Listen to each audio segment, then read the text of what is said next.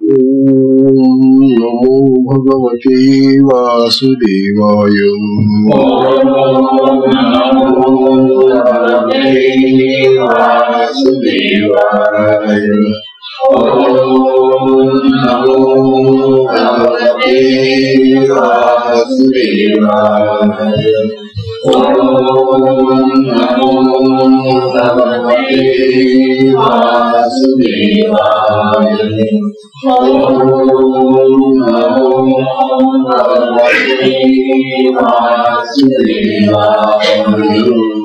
श्री सद्गुरुनाथ महाराज की जय। चिंतन श्री गुरुदेव दत्त परम पूज्य श्री सद्गुरु संत ज्ञानेश्वर महाराज की जय। परम पूजनीय श्री सद्गुरु संत ज्ञानेश्वर महाराज, साधकांचे मायबाप, बालयोगी आणि भगवान विष्णूचे अवतार असलेले ज्ञानोबा यांचा श्री अमृतानुभव तथा अनुभवामृत नावाचा ग्रंथ आपण पाहत आहोत. आज त्या ग्रंथाचा आपला 5वा हा भाग प्रकरणाचा चालू आहे. तत्पूर्वी मी जळगावचं एक आमंत्रण आलेले श्री दत्तावतारी संत सद्गुरु पंत महाराज बाळेकुंद्रीकर. तो फोटो पहा, त्या देवीच्या बाजूला जो फोटो आहे ना, तो पंत महाराज बाळेकुंद्रीचा त्यांचा फोटो आहे. त्यांच्या प्रतिमेचा प्राण प्रतिष्ठा आणि त्यांच्या पंत गुरु चरित्र पोथी पारायणाचा सप्ताह होणार आहे.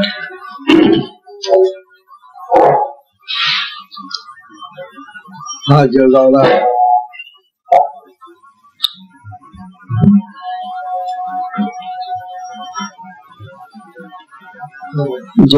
तो कार्यक्रम 15 ते 21 असं त्यांनी दिलेला आहे. आज काय तारीख आहे? 21 आज संपून त्यांचा तो कार्यक्रम उशिरा मिळालं होतं. तेव्हा असं एक कार्यक्रम आहे आणि त्या कार्यक्रमासाठी इथल्या साधकांना त्यांनी आमंत्रित केलेले आहे. हा कार्यक्रम परमपूज्य श्री मिलिंद महाराज भडगावकर यांच्या हस्ते होणारे स्थान आहे अवधूत भजन मंडळ, श्री पंतनगर, जोशीपेठ, जळगाव. अशा प्रकारचे आमंत्रण आलेलं होतं. असतो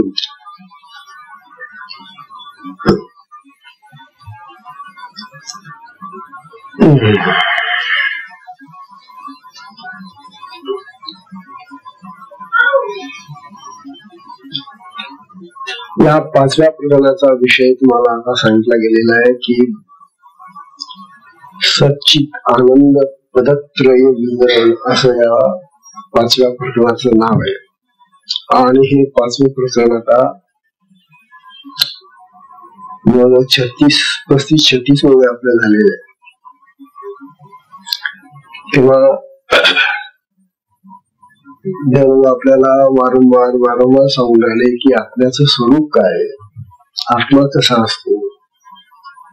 आत्मा सगळ्यात श्रेष्ठ आहे. या जगामधलं सगळ्यात अंतिम, सगळ्यात श्रेष्ठ प्राप्तव्य काही असेल तर ते म्हणजे आपल्या देहामध्ये असलेला आत्मा. परवा आपण या ठिकाणी रामायणाची एक सिरीज पाहिली. त्यामध्येही असं दाखवलेलं आहे बघा की प्रभू वशिष्ठांनी आपल्या प्रभू रामचंद्रांना विद्यार्थी असताना योग विद्येची म्हणजे ही शक्तिपाताची दीक्षा दिली होती. आणि त्या शक्तिपाताचं कार्य कसं चालतं हे त्या व्हिडिओ कॅसेट मध्ये आपण पाहिलं. ती शक्ती कशी जागृत होते, ती कुंडलिनी काय करते, याचा प्रत्यक्ष आपण दर्शनाचा भाग करून पाहिला.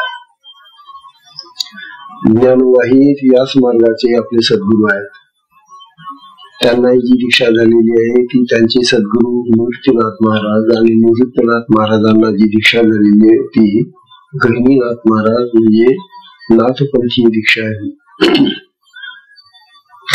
अशा प्रकारे या न त्या मार्गाने हा जो मार्ग चालत आलेला आहे शक्तिपात मार्ग, या शक्तिपात मार्गाचा जगामध्ये प्रसार प्रचार फार कमी आहे. कारण हा मार्ग विचित्र आहे. या मार्गाचा प्रसार प्रचार सगळ्या सर्व लोकांसाठी नाही. कारण त्या व्हिडिओ कॅसेट मध्ये सुद्धा सांगितलं होतं वशिष्ठांनी की जर एखाद्या दुष्ट माणसाला ही शक्ती प्राप्त झाली तर ती शक्ती त्याचं दुष्ट काम करायला जास्त मदत करते. जसं सज्जन माणसाला ही शक्ती प्राप्त झाली की तो देवाची प्राप्ती करतो, भगवंताच्या प्राप्तीसाठी आत्म्याच्या प्राप्तीसाठी या शक्तीचा उपयोग तो करतो सज्जन मनुष्य. पण दुर्जनाला जर ती प्राप्त झाली तर दुर्जन मनुष्य तिचा वाईट उपयोग करतो आणि त्या वाईट उपयोगाला ती शक्ती त्याला आणखी बल देते, शक्ती देते आणि त्याचं ते दुष्ट कार्य यशस्वी होत. म्हणून ही साधना सगळ्यांसाठी नाही, दुष्ट लोकांसाठी, वाईट लोकांसाठी, वाईट आचरण करणाऱ्या, वाईट पद्धतीने जगणाऱ्या लोकांसाठी ही साधना नाही. म्हणून लक्षात ठेवा, आपल्याला ही प्राप्त झालेली साधना सन्मार्गाने आत्म्याच्या प्राप्तीसाठी मिळालेली आहे. आणि जी माणसं सन्मार्गाने आत्मप्राप्ती करतील त्यांना ती लवकर प्राप्त होते. आणखी एक विशेष या मार्गाचा असा आहे की या मार्गामध्ये ही जी शक्ती आहे त्या शक्तीच्या योगाने तो जो साधक आहे, साधना करणारा, त्याला सिद्धी प्राप्त होतात. आणि ह्या ज्या सिद्धी आहेत त्यांचे अनेक प्रकार आहेत. क्षुद्र सिद्धी आहेत, काही मध्यम प्रकारच्या आहेत आणि काही महासिद्धी आहेत. तर ह्या ज्या क्षुद्र सिद्धी आहेत ना त्या चटकन प्राप्त होतात जर चांगली साधना केली तर. शक्तीनं ह्या सिद्धी प्रगट होतात. अशा वेळी साधकाने सावध राहिलं पाहिजे. सिद्धी प्राप्त झाली म्हणजे काय होतं? सिद्धी प्राप्त झाली म्हणजे त्या साधकाचं जे बोलणं आहे त्याचे जे शब्द आहेत ते खरे होतात.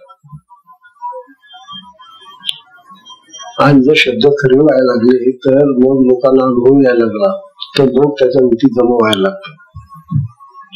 आणि लोक जर त्याच्या भोवती अशा तऱ्हेने जमा व्हायला लागले आणि आपली कामं करून घ्यायला लागले तर त्याला लोकेशना प्राप्त होते. लोकांची इच्छा, आसक्ती, कामना, वासना त्याच्या वाढतात. आणि जो आत्मस्थितीकडे चाललेला होता तो साधक घसरतो त्या शक्तीमुळे, त्या सिद्धीमुळे. आणि मग ते कधीही आत्मस्थिती प्राप्त करू शकत नाही. म्हणून जर आपल्या कोणा साधकाला अशी एखादी सिद्धी, चमत्काराची गोष्ट जर आपल्या जीवनात प्राप्त झाली तर ती तिथं दाबून ठेवा. ती इतरांना दाखवू नका, ती इतरांसाठी वापरू नका. हे ज्ञानेश्वर महाराज आपल्याला आता पुढे सांगणार. कारण सिद्धींनी चमत्कार दाखवले जातात. ज्ञानेश्वर महाराजांच्या हातून चमत्कार घडलेले, परंतु ते दाखवण्यासाठी नाहीये. ती गरज पडेल त्यावेळेला तिचा आपोआप उद्रेक होतो, आपोआप ती बाहेर येते सिद्धी. गरज पडेल तेव्हा. भिंत चालवण्यासाठी ज्ञानोबांनी मुद्दाम सिद्धीचा उपयोग नाही केला. तर तो जो चांगले होता त्याचा गर्व परिहार करण्यासाठी सिद्धी त्या ठिकाणी त्यांना उपयोगाला आली. नाही तर तो भलताच गर्विष्ठ होता. अशा प्रकारे सिद्धीचा चांगला उपयोग होणं आणि सिद्धीचा दुरुपयोग होणं हे साधकाला कळलं पाहिजे. तेव्हा अज्ञानवाद आपल्याला असं सांगतायत,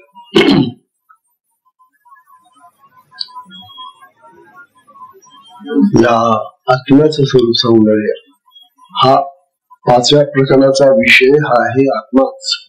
ब्रह्म, आत्मा, परमात्मा, भगवान, काही नाव द्या त्याला. तेव्हा ज्ञानवा आपल्याला असं समजावे, तो आत्मा कसा आहे, तर सच्चित सुख, सच्चित आनंद स्वरूप आहे असं लोक त्याला म्हणतात. म्हणा तुम्ही त्याला, परंतु त्या आत्म्याला तशा अर्थाने तशा शब्दांनी संबोधू नका, हाका मारू नका, त्यांना ती पद चिटकू नका असं ज्ञान होता. तो आहेच मी, सच्चित स्वरूप आहेच तो आत्मा. एखादी वस्तू सत्स्वरूपच असल्यानंतर तिला आणखी ही पद चिटकवण्याची गरज नाही असं ज्ञानोबा सांगून राहिले. काल आपण असं पाहिलं, ज्ञानोबा सांगत होते, तो आत्मा सुख स्वरूप आहे, सुखरूप आहे. जसा तो ज्ञान स्वरूप आहे, ज्ञान आणि आत्मा एक आहे, तसा ज्ञान, आत्मा आणि सुख हे एकरूप आहे तिचं. जशी आता ही साखर गोड आहे, हिची गोडी, साखर आणि गोडी हे एकरूप आहे. तुम्ही जर म्हटलं की आम्हाला साखर नको, फक्त गोडी द्या, कशी काय देणार गोडी? कारण त्या साखरेमध्ये ती विलीन झालेली गोडी आहे. तसं आत्म्याचं जे सुख आहे ते सुख त्या आत्म्यामध्ये एकरूप झालेले आहे. ते असं बाजूला काढून घेता येणार नाही. तसं त्याचं ज्ञान सुद्धा, ते जे ज्ञान आहे ते ज्ञान त्या आत्म्यामध्ये मुरलेलं आहे. आत्मा ज्ञान स्वरूप आहे, सुख स्वरूप आहे. तेव्हा अशा प्रकारे ज्ञानोबा आपल्याला आत्म्याचं स्वरूप सांगून राहिले. आज आपल्याला या 36व्या ओळीमध्ये ज्ञानोबा आणखी दृष्टांत देऊन सांगतायत. किती दृष्टांत द्यावे ज्ञानोबांनी? या दृष्टांतामधून ज्ञानोबांनी अत्यंत कठीण असा हा विषय आत्म्याचा आपल्याला फार सुलभ आणि सोपा करून सांगितलेला आहे. म्हणून साधकांनो, आपलं मोठं भाग्य आहे की अमृतानुभवासारखा, अमृताचा अनुभव येतो, आत्म्याचा अनुभव येतो, तो ज्ञानोबांनी आपल्याला अतिशय सोप्या सोप्या उदाहरणांनी सोपा करून दिलेला आहे. आता बघा ही ओवी पहा, दृष्टांत पहा. 36वी ओवी. जे प्रकृती डंकू अनुकरे. ओवी किती वेळ वाचले तरी कळणार नाही. शब्द सोपे, दृष्टांत आहे, बघा समजतो का? जई प्रकृती डंकू अनुकरे, तै प्रकृती डंके अवतरे. तै प्रकृती डंके अवतरे. मा डंकूची ते भरे, कोण कोणा. मा डंकूची तै भरे, कोण कोणा. कळलं का काही? मूळ कळणार नाही. शब्द सोपे, दृष्टांत आहे, दाखला आहे, परंतु ज्ञानोबांची जी भाषा जुनी भाषा आहे, मराठी भाषा आहे, आणि त्यामुळे ती आपल्याला आता अवघडून बसलेली. ज्ञान म्हणतात जय प्रकृती. प्रकृती म्हणजे देवता,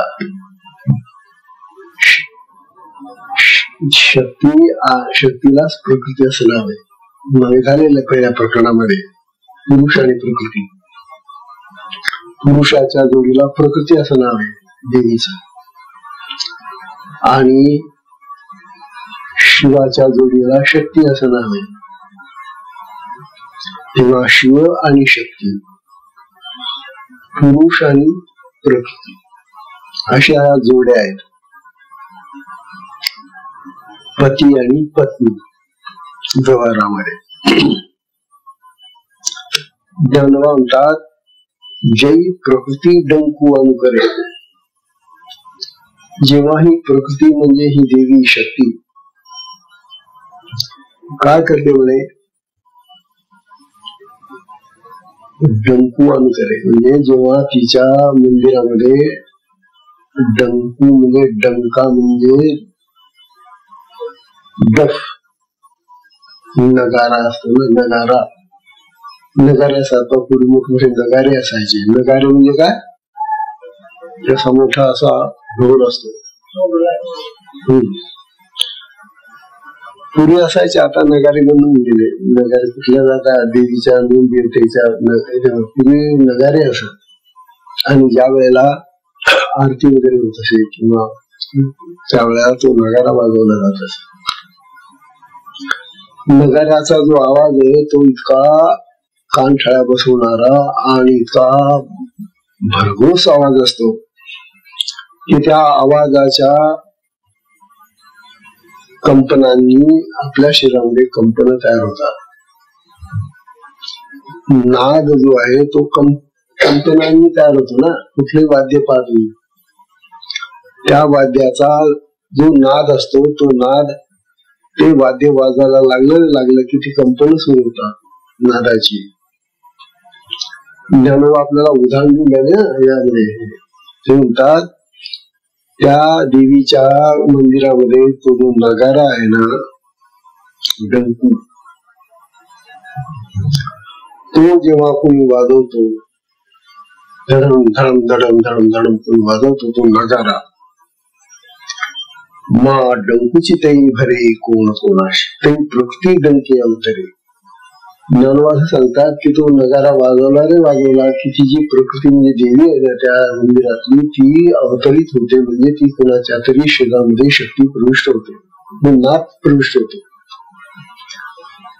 आणि नाद म्हणजे तुम्हाला माहिती, स्पंदन आहे ती नादाची स्पंदन कोणाच्या शरीरामध्ये शिरली की तिथं शक्ती अवतरली असं म्हणतात.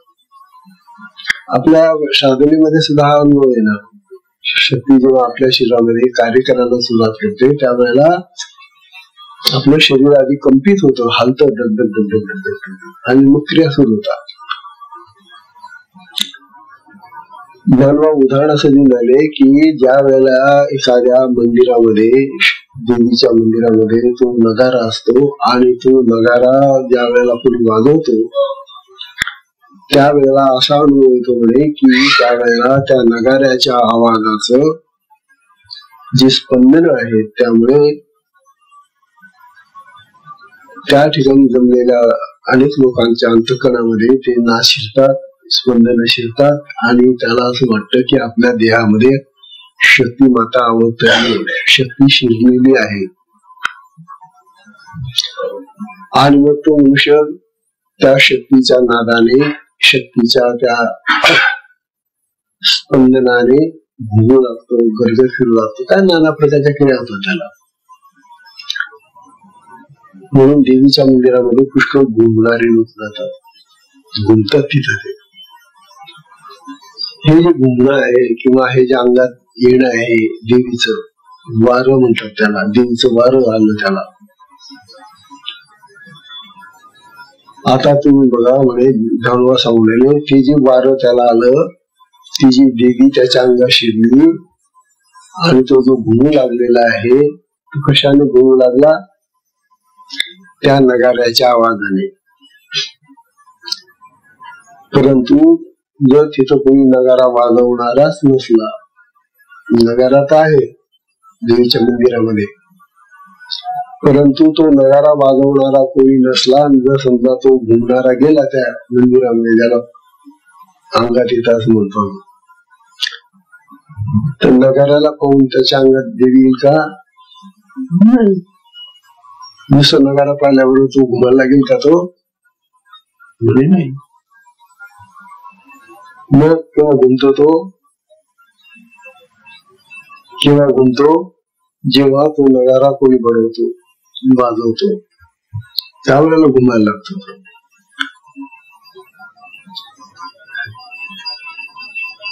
तेव्हा ज्ञानोबा आपल्याला उदाहरण देऊन राहिले हे, जर त्या ठिकाणी घुमणारही नसेल आणि नगारा कोणी वाजवणार असेल तरी घुमणारा कोणी दिसेल का? मग तरी दिसणार. नगारा वाजवला जातोय पण ज्याच्या अंगात ती देवी येते असं वाटतं, घुमतो तोही नाही. मग नगारा वाजत असून सुद्धा कुणालाही काही होणार नाही. तात्पर्य असं आहे, ज्ञानोबा असं सांगताय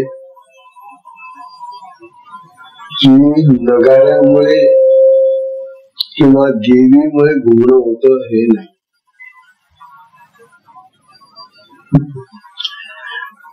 कशामुळे घुमणं झालं आता ते? मग सगळ्यांनाच घुमायला यायला पाहिजे होतं ना. नगारा सगळे ऐकता की नाही? जेवढे त्या मंदिरात शिरलेले आहेत,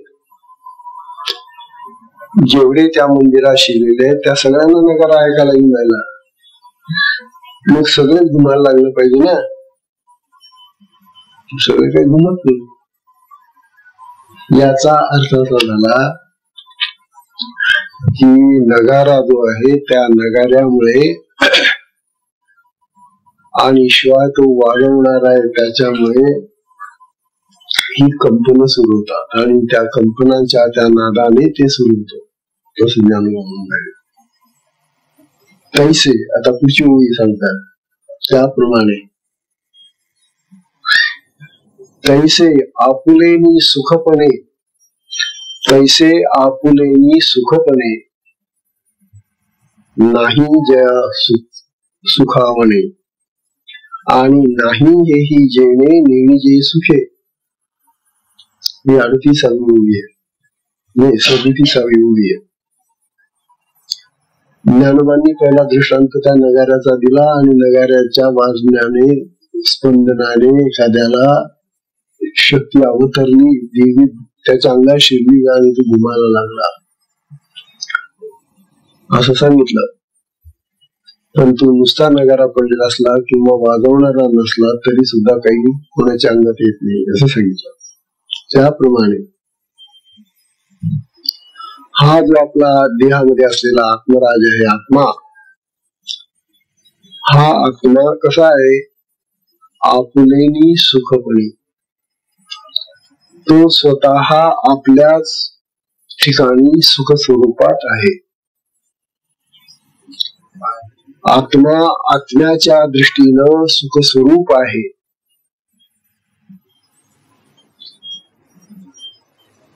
एखादा गुळाचा खडा असला,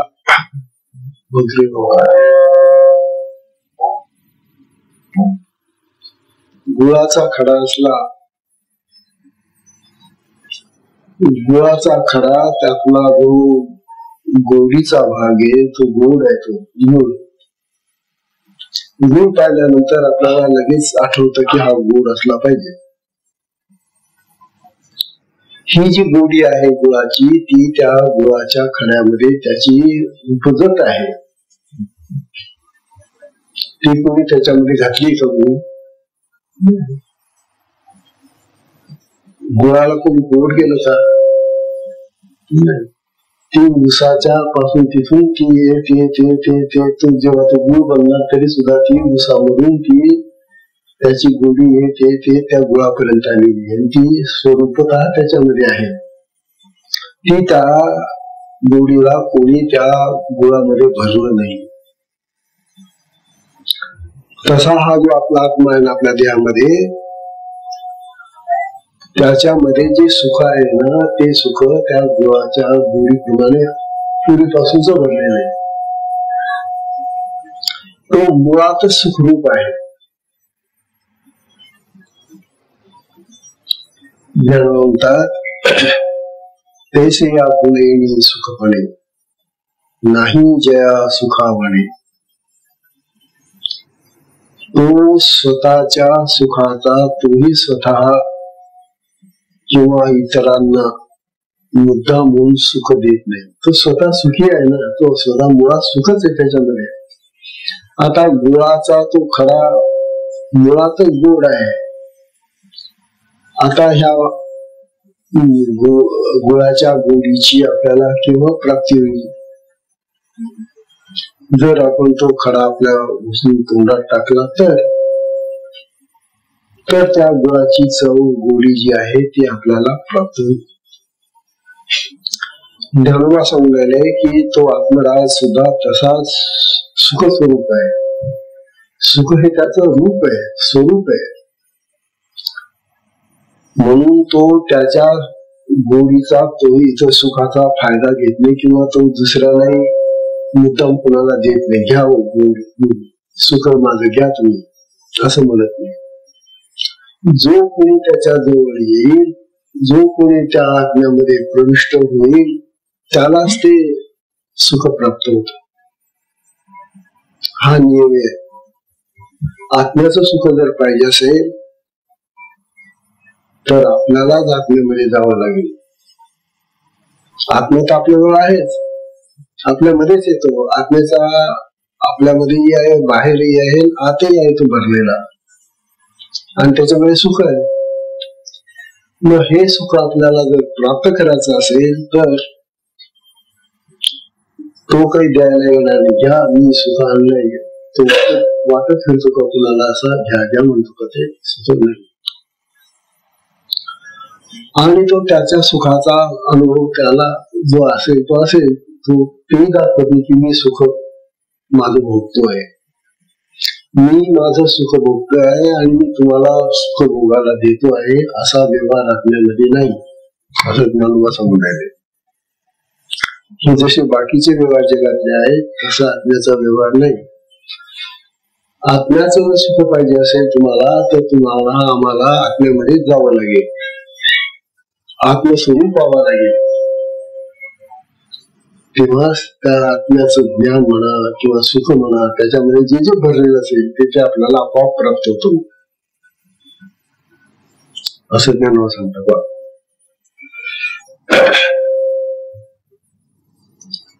तेव्हा तो त्याच्या सुखाने तो स्वतःही सुखी आहे व मी असं म्हणत नाही, आणि तो आपल्या सुखाने दुसऱ्यालाही असं करत म्हणत नाही की मी तुम्हाला सुखी करतो, या या या असं कुणालाही तो बोलवत नाही.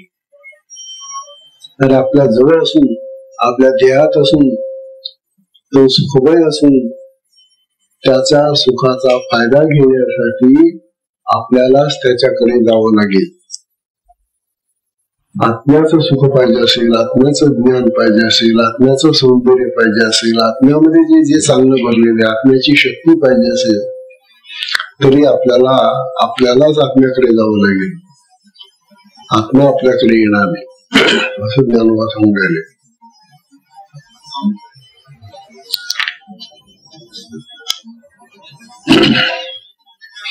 इतर जे सुख आहेत आपले जगातली सुख, हे जग आपण म्हणतो की वा आम्हाला खूप सुख आहे, आम्हाला मी सुखी आहे. आता हे जे म्हणत असतो तो मनुष्य, जगातला संसारी मनुष्य, त्याला जे सुख आहे आणि सुखी आहे असं तो म्हणतो, ते कशाने आहे? ते काय आत्म्याने त्याला मिळालेलं आहे सुख आहे का? नाही. तर त्याला हे जे पंचज्ञानेंद्रिय आणि त्या पंचज्ञानेंद्रियांचे जे पंचविषय आहेत त्याच्यापासून त्याला सुख मिळतं. पंचज्ञानेंद्रिय कोणती आहेत आपली? डोळा आहे ज्ञानेंद्रिय, ते रूपाचं दर्शन देत, सुख देत. कान हा ऐके, काना श्रवणाचं सुख देतो, ऐकण्याचं सुख देतो. नाक एक आपलं, नाक हे गंध सुगंधाचं सुख देत. बघा, 3 ज्ञानेंद्रियतही म्हणजे डोळा, कान आणि नाक. जीव येत आहे, ही जी जीव आहे ती चव देते, रसना म्हणतात त्याला. तेव्हा खाद्यपदार्थांचं जे सुख आहे ते आपल्याला जीभ देते, आणि हा हात पायांचा स्पर्शाने आपल्याला तो टणक किंवा मृदू असं सुख प्राप्त होतं. पदार्थ कसा आहे, मौन पदार्थ. तेव्हा अशी ही 5 ज्ञानेंद्रिय आहेत आणि हे त्यांचे 5 विषय आहेत. रंग, रूप, रस, गंध, स्पर्श. ही जी त्यांची 5 इंद्रिय आहेत, त्या 5 इंद्रियांनी पंचविषयांचं त्याला सुख मिळतं जगामध्ये. आपल्याला जे आता जगामध्ये सुख मिळून राहिलं ना, ते आपल्या या 5 इंद्रियांनी संसारामध्ये आपल्याला सुख मिळतं आणि म्हणून आम्ही सुखी आहोत असं म्हणत असतो. तेव्हा हे खरं सुख आहे का? पण त्याला काही इलाज नाही. आम्ही त्याला तेच आम्ही घेत राहिल्यामुळे आम्हाला आत्म्याचं सुख माहिती नसल्यामुळे हेच खरं सुख आहे असं म्हणून आम्ही जन्मापासून तर मरेपर्यंत त्या विषयांचं सुख भोगत असतो आणि त्याला सुख म्हणत असतो आणि त्याच्यामुळे आम्ही सुखी आहोत असं म्हणत असतो. वास्तविक ते सुख नाही, तो सुखाभास आहे, सुखाचा आभास आहे. सुखासारखं वाटतं ते. खरं सुख तुम्ही आम्ही पाहिलं नाही, ते आत्म्यात आहे. आणि हे सुद्धा इंद्रियांच्या कडून जे आम्हाला विषयांचं सुख लाभतं ते सुद्धा आत्म्यामुळे आहे. पुन्हा तो आत्मा जर आमच्या देहात नसू दे बरं, मग तुमचा डोळा सुख घेईल का, कान सुख घेईल का, नाक सुख घेईल का, जीभ सुख घेईल का? तो आत्मा आहे म्हणून ही इंद्रिय सुद्धा तुम्हाला या जगातलं बाह्य सुख देतात. तात्पर्य असं की या इंद्रियांनी जगाचे हे जे बाह्य पदार्थ आहेत त्यांचं सुख आम्हाला जे मिळतं ते सुद्धा आत्म्यामुळे मिळतं, हे लक्षात ठेवा. तो आत्मा देहात राहून नसूया बरं. आत्मा जर निघून गेला आपल्या देहातून तर त्या मेलेल्या माणसाला इंद्रियच असतात. डोळा असते, कान असतं, नाक असतं, सगळं त्याला. मग त्याला चव किंवा त्याला रूप किंवा श्रवण हे प्राप्त होतं का? नाही. तात्पर्य असं की आत्म्यामुळे सुख मिळतं आणि आत्माच हा सुखरूप आहे आणि आत्म्यामध्ये सुख आहे. पण तू आत्म्यामुळे इतर पदार्थांचं जे सुख मिळतं ते भासमान आहे. भासमान म्हणजे केवळ दिसणारं, थोडा वेळ जाणवणार, ते खरं सुख नव्हे. ते क्षणिक सुख आहे. काही काळ टिकतं आणि लगेच नाहीसं होतं. परंतु आत्म्यातलं जे सुख आहे ते सदैव टिकणारं सुख आहे, अखंड राहणारं सुख आहे, कायम राहतं ते.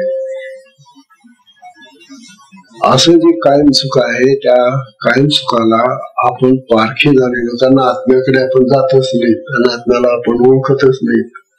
आत्म्याचं आम्हाला स्मरणच होत नाही. म्हणून ज्ञानोबा आम्हाला सांगून राहिले, अहो साधकांनो, कमीत कमी तुम्ही तरी शहाणे व्हा.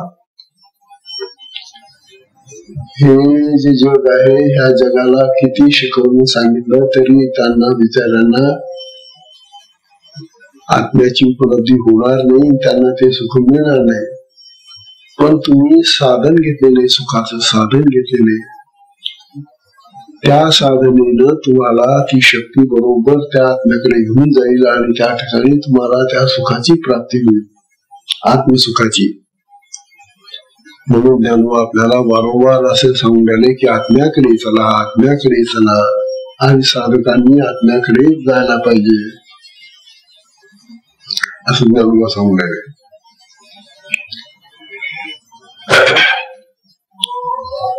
त्यानंतर 38वी ओवी येते. 38व्या ओवीमध्ये पुन्हा ज्ञानोबा आणखी एक दृष्टांत देऊन राहिले, आणखी एक उदाहरण देत आहेत. बघा आता हे सोपं उदाहरण आहे. आरिसा न पाहता मुख, आरसा न पाहता मुख, स्वय सन्मुख ना विन्मुख. आरिसा न पाहता मुख, स्वय सन्मुख ना विन्मुख. देवी नसोनी सुख असुख, सुखची जे. देवी नसून सुख असुख सुखची जे दृष्टांत समजून घ्या. दृष्टांत असा आहे की आरसा न पाहता मुख स्वतः. समजा आता आपण आपल्याजवळ आरसे आहेत का, प्रत्येक बसले आपण सगळे तिथं. आपण या ठिकाणी आपल्या हातामध्ये आरसा घेऊन बसलेलो नाही.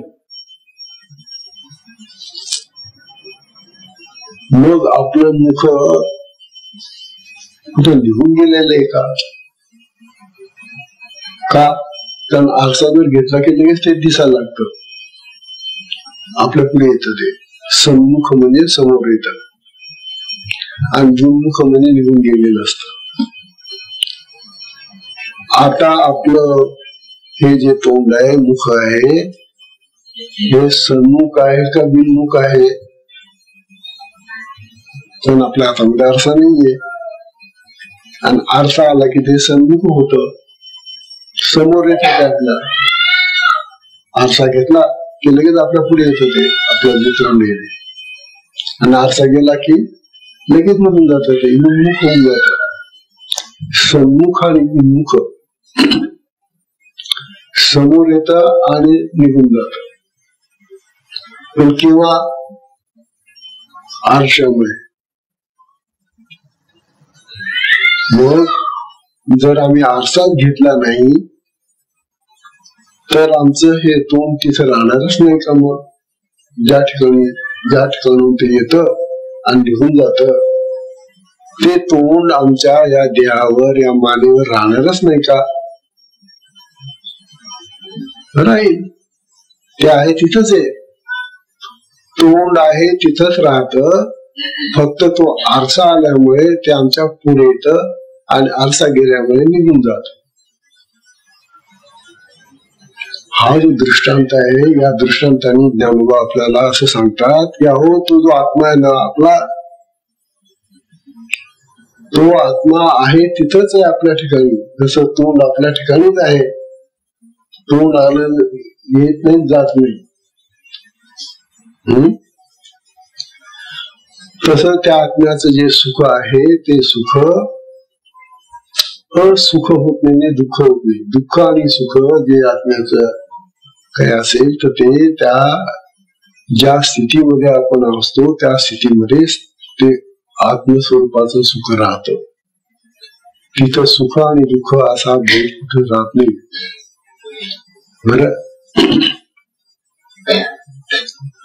तेव्हा आत्मा जो आहे तो आत्मा सुखरूप असल्यामुळे आणि ते सुख त्या आत्म्यामध्ये कायम असल्यामुळे, कायम असलेल्या त्या आत्म्याचं सुख घेण्यासाठी आपल्याला त्या आत्म्यामध्ये जावं लागेल. तो आत्मा पाहावा लागेल आणि तो आत्मा पाहिल्यानंतर मग आपल्याला सुखाची आणि खरी सुखाची प्राप्ती होईल, असं ज्ञानोबा सांगून राहिले.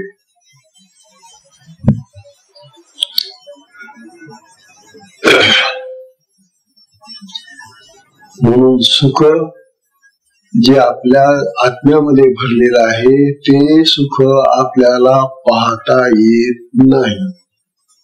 म्हणजे विचित्र गोष्ट झाली आता. मुख जसं आता हे मुख आहे हे तरी आपल्याला पाहता येतं का? असं नका घेऊ. बघा बरं मुख, तोंड पाहून घ्या आपलं. तुम्ही म्हणाला आवाज कसं काय म्हणता? आमच्या तुला आरसा नाही आहे, तुम्ही म्हणता की तोंड पाहून घ्या. तोंड कसं दिसेल बिना आरशाने? याचा अर्थ असा आहे का आरसा नसला म्हणजे तोंड नाहीच आहे का तुम्हाला? असं जर कोणी म्हटलं तर आजकाल म्हणता तोंड आहे ना. तद्वत ते जे आत्म्याचं सुख आहे ते आत्म्यामध्ये सदैव आहे, अखंड आहे. ते नाही असं नाही. मग ते आम्हाला का नाही मिळत? का मिळत नाही तर तुम्ही आत्म्याकडे जातच नाही म्हणून.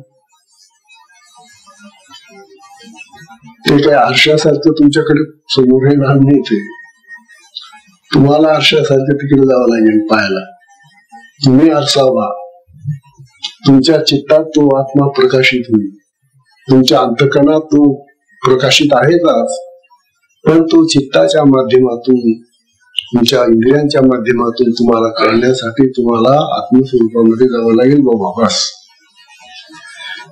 अशा प्रकारे आत्म्याचं सुख प्राप्त करण्यासाठी आपल्याला आत्म्यामध्ये जावं लागतं आणि मग तिथे गेल्यानंतर आपल्याला त्या खऱ्या सुखाची प्राप्ती होते. आणि ते खरं सुख जर मिळालं ना, मग ही जी 5 इंद्रियांनी मिळणारी पंचविषयांची जी सुख आहे ना, ही अगदी आपल्याला क्षुद्र वाटतील, नकोशी वाटतील. कारण ही सुख जी आहेत ना, ही तात्पुरती असतात. परंतु आत्म्याचं जे सुख आहे ते असं काही आहे, अमृत आहे. तो अमृताचा अनुभव आहे आणि तो ज्ञानवा घेत आहे. तसा अमृताचा अनुभव आपल्यालाही प्राप्त होईल जर आपण आत्म्यामध्ये गेलो तर, असं ज्ञानवा सांगून राहिले. मग चला आपण सगळे लोक आता आत्म्याकडे जाऊ.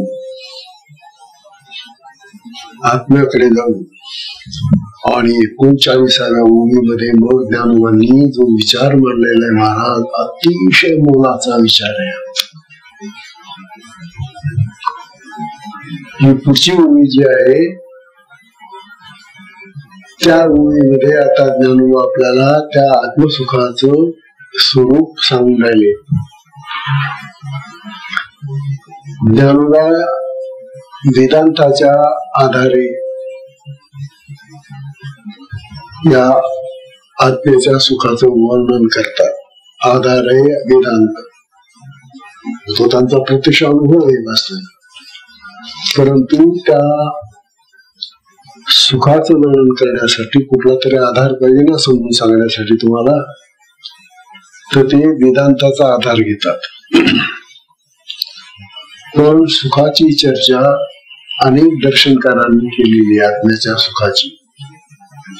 म्हणून ही जी ओवी आहे पुढची, ही मोठी वादग्रस्त ओवी झाली. हिच्यामध्ये अनेक वाद शिरलेले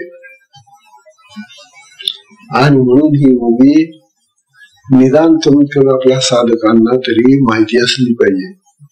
बघा आता मी ती ओवी वाचतो. सर्व शास्त्रालाही तो विषय होत नाही, कुठल्याही शास्त्राने तो जाणला जात नाही. कारण तो आत्मा हा शास्त्राचा, शब्दांचा, वाक्यांचा, वाणीचा विषय नाहीये. पण शास्त्र त्याची वर्णन करतात. म्हणून म्हणतात ओवी आता 39वी ओवी. सर्व सिद्धांताची उजरिया, सर्व सिद्धांताची उजरिया, सांडोनिया निदसुरिया, सांडोनिया निदसुरिया, आपुल्या हात चोरिया आपण जो, आपुल्या हात चोरिया आपण चिजो. कळतं काही अमृतानुभव कळायला भलताच कठीण ग्रंथ आहे. तसा असा जर तुम्ही वाचत बसलो, त्याला घेऊ आपण अमृतानुभव घेऊ आणि वाचून काढू घरी. काय जायची जरूर नाही आश्रमामध्ये. आणि काय तिथं सांगतात ते दिगंबरच म्हणत बसतात. त्याचा कंटाळा यायला लागलो लोकांना. अरे ते दिगंबरा म्हटलं तर हे समजेल, तर ती सात्विकता चित्तामध्ये येईल आणि थोडंफार जे आपण वाचून दाखवतो ना हे समजतं. दिगंबराचा जप हा भगवान दत्तात्रयांचा जप आहे आणि ते भगवान दत्तात्रय प्रसन्न झाले तरच हे समजतं. तेव्हा आता ही ओवी किती वेळा वाचून पाहतो. सर्व सिद्धांताच्या उजरिया, सांडोनिया निदसुरिया, आपल्या हात चोरिया आपण चिजो. काय समजतोय? कुठेच काही अर्थ लागायला तयार नाही होता. शब्द मराठी आहे, संस्कृत नाही भाषा, मराठी भाषा आहे. परंतु या मराठी भाषेमधून सुद्धा मला हे ज्ञानोबांचं कथन जे आहे ते काही कळत नाही. बघा आता आपण त्याचा अर्थ लावण्याचा प्रयत्न करू. ज्ञानोबा म्हणतात सर्व सिद्धांताची अवधीर्या.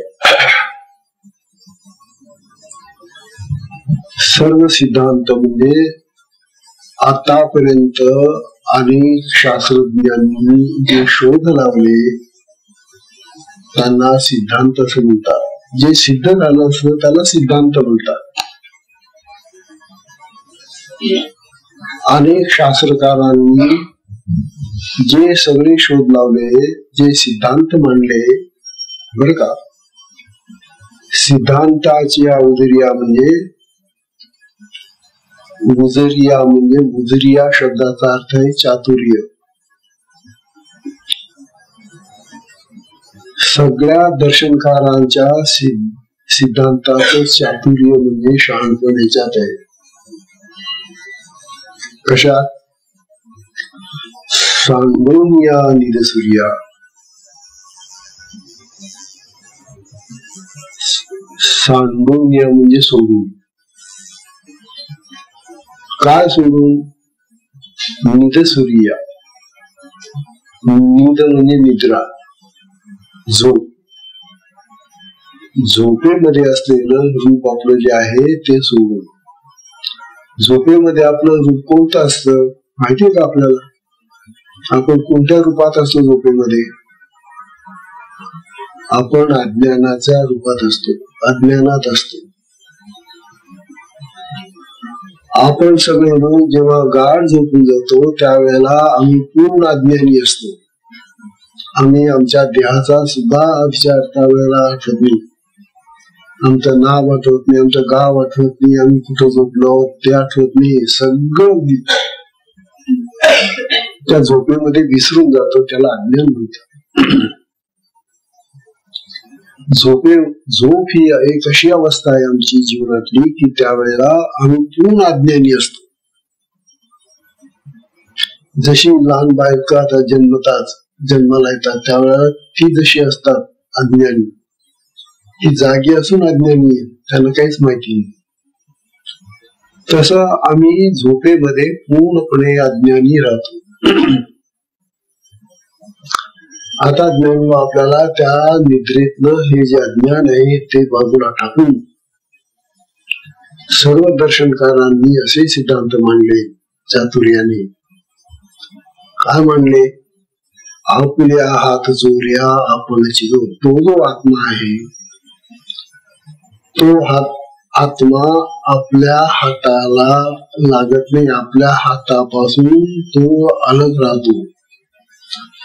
आत्म्यापर्यंत आपला हात पोहोचत नाही. आत्म्याला आपण धरायला गेलो तर तो आपल्या हातामधून केव्हा निष्ठून जातो, सापडतच नाही तो आत्मा. आपल्या हाताला चुकून जाणारा आत्मा चोरिया, आपल्या हातापासून तो सहजगत्या निष्ठून जातो. असा हा आत्मा आहे जो कोणाच्या हाती लागलेला नाही. सगळ्या दर्शनकारांनी आत्म्याच्या सुखाबद्दल वर्णन केलेले आहे. त्यांच्या चातुर्याने, त्यांच्या बुद्धीने. सगळे दर्शनकार म्हणतात की आत्म्यामध्ये सुख आहे. आत्मा आहे हे काही मानतात, काही मानत नाही. तर दर्शनकारांचं आता या ठिकाणी ज्ञानोबांनी अनेक लोक दर्शनकारांचं ते जे मत आहे, ते जे सिद्धांत आहे ते आता या ओळीमधून सांगण्याचा प्रयत्न केला ज्ञानोबांनी. म्हणून ही जी ओळी आहे ही ओळी फार महत्वाची आहे असं मी का म्हणतो की कमीत कमी निदान आपल्या साधकांना व ही दर्शनकार तरी कोण असतात आणि त्याची मत तरी काय असतात हे कळलं पाहिजे. बरं, हे जवळजवळ 8 प्रकारचे दर्शनकार आहेत. 8 प्रकारच्या दर्शनकारांनी म्हणजे शास्त्रज्ञांनी या आत्म्याचा शोध घेतलेला आहे आणि त्यांनी शोध घेऊन जो सिद्धांत मांडलेला आहे ते सिद्धांत कसे आहेत ते ज्ञानोबा आपल्याला सांगू इच्छितात. तेव्हा आत्म्यासंबंधी दर्शनकारांचे सिद्धांत असे. पहिला सिद्धांत, आता याला थोडा वेळ लागेल जास्त, बरं हे संपणार नाही का. 8 दर्शनकार पाहिजे आपल्याला आणि त्यांचे सिद्धांत पाहिजे. पहिला सिद्धांत आहे विरोचनादी देहात्मवादी सिद्धांत. दर्शनकार विरोचनादी देहात्मवादी असे काही शास्त्रज्ञ आहेत, असे आमचे काही दर्शनकार आहेत की जे आमच्या देहामध्ये जे पंचकोश आहेत ना, आता पंचकोशांची माहिती आहे तुम्हाला सांगून झालेली. पंचकोश आपल्या देहात आहे. तर पहिला जो कोश आहे आमचा तो अन्नमय कोश आहे. आपण जे अन्न खातो ते त्या अन्नमय कोशामध्ये जातं, त्या पिशवीत जातं. तिथं ते शिस्त, तिथं उकळलं जातं, शिस्त, आणि त्याचे रस बनतात आणि मग ते रस आपल्या देहामध्ये निळ्या नाड्यांच्या माध्यमातून सगळ्या शरीरामध्ये पसरतात. आता हे जे दर्शनकार आहेत ते असं म्हणतात की हा जो अन्नमय कोश आहे ना, जो शरीराला पुष्ट करतो आणि शरीराला रक्त पुरवतो, सगळं पौष्टिक सत्व पुरवणारा जो कोश आहे तो देहाचा अन्नमय कोश आहे. आणि म्हणून देह हाच आत्मा आहे. मी कोण आहे? मी देह आहे. आणि आता आपली सगळ्यांची समजुतीच आहे. आम्ही जेव्हा मी म्हणतो, मी काम करतो, मी खातो, मी बोलतो, मी चालतो, मी देतो, मी घेतो, आमचे सगळे व्यवहार जे मीने होतात, तो मी कोण? कुणाला तुम्ही मी म्हणून राहिले? अरे तुम्ही तर या देहालाच मी म्हणून राहिले. मी देतो म्हणजे कोण देतो? हा देह देतो. मी घेतो म्हणजे कोण घेतो? या देहाकडून, त्या देहाकडून या देहाला घेतो. तात्पर्य असं की मी हा शब्द देहवाचक आहे. आणि म्हणून असे शास्त्रज्ञ होऊन गेले, असे सिद्धांती होऊन गेले की ज्यांनी देह हाच आत्मा आहे असं मानलेले, देहालाच आत्मा म्हणतात. आणि याचीच पकड आमच्या डोक्यामध्ये पक्की बसून गेलेली आहे. आम्ही सगळे लोक या विरोचनवादी देहात्मवादी माणसांच्या सिद्धांताप्रमाणे चालू राहिलो. अरे रे रे, हा जो पहिला सिद्धांत आहे, हा सिद्धांतच आम्ही पकडून ठेवलेला पक्का. आणि प्रत्येक वेळेला जेव्हा जेव्हा आम्ही मी म्हणतो त्या वेळेला तो जो माझा मी आहे तो देहासंबंधीचा आहे. बघा तुम्ही आता, हा सगळा मीचा व्यवहार देहाचा आहे. आणि देहाचा जर मी असेल, अहम असेल, तर आत्म्याला काय म्हणणार? तो जो अहम आहे, मी आहे, तो जर तुम्ही देहाला चिटकून दिला आणि तो जो मध्ये त्याच्यामध्ये आत्मा आहे, मग त्याला काय म्हणणार तुम्ही? त्याला तू म्हणणार का? हा देह जर मी आहे तर तो आत्मा का तू झाला का? काही. म्हणून आम्ही आत्म्याला पूर्ण विसरून गेलेलो आहे. आणि आत्म्याला पूर्ण विसरणारे जे लोक असतात ते जडवादी आहेत. देह जड आहे की नाही? म्हणून जडवादी लोकांचं जास्त आज प्राबल्य आहे जगामध्ये. हे विज्ञानवादी घ्या, हे सगळे जेवढे नास्तिक लोक आहेत ते जडवादी आहेत. आणि सामान्य माणूस तर मीचा अर्थ देहच घेतो. देहालाच मी म्हणत असतो तो. आणि आत्म्याचा पूर्ण विसर पडलेला असतो. मग ज्या आत्म्यामध्ये जो आत्मा सुखरूप आहे असं मी म्हणतो, ते जे सुख त्या आत्म्यामध्ये जे भरलेलं आहे ते या देहामध्ये आहे का? मग असलं पाहिजे. आत्म्यामध्ये जे सुख आहे असं म्हणतात, आणि जे सुख ते आत्म्यामध्ये गेल्यानंतर जे मिळवतात, तसं आम्हाला देह हा जर आत्मा असं मानलं तर ते सुख आम्हाला या देहामध्ये मिळतं का? आत्म्याचं सुख तर आत्म्याचं सुख मिळत नाही. आणि आता सांगितलं त्याप्रमाणे ते पंचविषयांचं सुख आम्हाला देहात मिळतं आणि त्याला आम्ही सुख म्हणून राहिलो.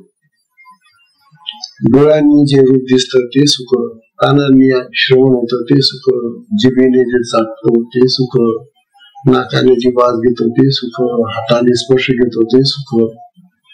तेव्हा देहाचे हे जे पंच ज्ञानेंद्रिय आणि त्यांचे जे 5 विषय आहेत ते सुखाचे विषय आहेत असं मी मानतो.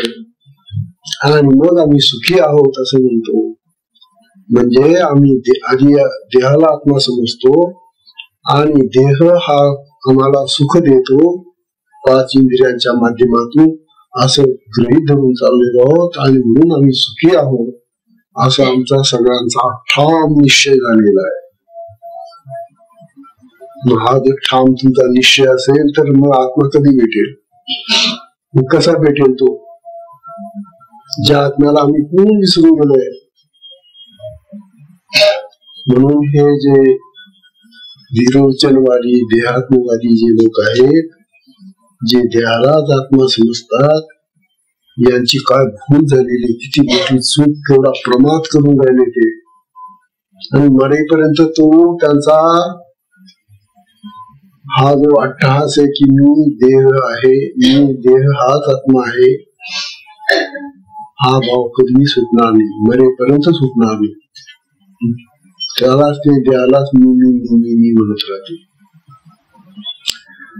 आणि काय केलं मग? कमवलं काय तुम्ही?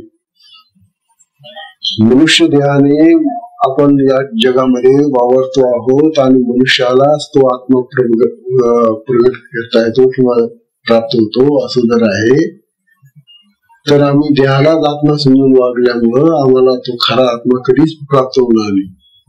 मनुष्य असून मान्य प्राण्यांना तर बिचारांना तर नाहीच आहे. तेव्हा हा पहिला दर्शनवादी लोकांचा पहिला प्रकार आपण आज पाहिला आणि त्या प्रकारामध्ये आम्ही पण बसतो. असो, आपल्याला काय आले तर या, चालले तर जा. आपण आपले तिथले तिथे, आत्मा तिथल्या तिथे राहतो की नाही? आत्मा पुढे जाता येतो का? नाही. असो, आजच्या सत्संगाची वेळ संपलेली आहे आणि सत्संगाला आपण विश्राम देऊया. हरि ओम तत्सत.